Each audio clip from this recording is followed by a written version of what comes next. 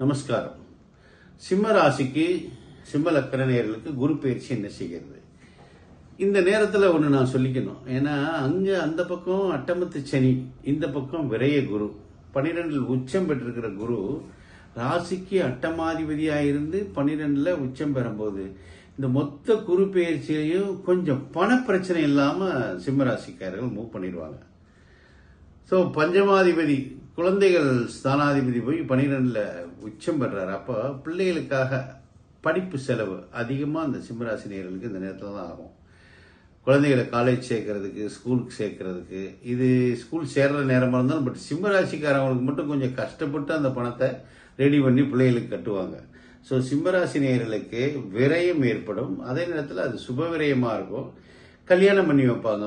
அந்த கல்யாண வயதில் இருக்கிற பெண்களுக்கு கல்யாணம் பண்ணி வைப்பாங்க. படிப்பு செலவுக்கு காலேஜ் செய்கிறவர்கள் கடன் வாங்கி நகை அடை வச்சு இந்த மாதிரிலாம் இந்த சிம்மராசினியர்கள் இந்த குரு பயிற்சியில் செய்வாங்க.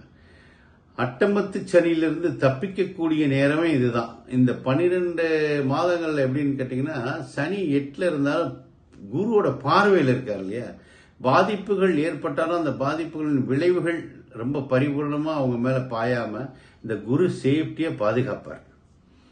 ஸோ குரு பயிற்சி இவங்களுக்கு விரயம் கலந்த நன்மையை செய்யும் ஒழிஞ்சு தீமைகளை செஞ்சிடாது. சனி பயிற்சி தான் தீமை செய்த ஒழிஞ்சு குரு பயிற்சி சிம்ம ராசி சிம்ம லக்கண நேயர்களுக்கு நன்மையே மட்டும்தான் செய்யுது. வணக்கம்.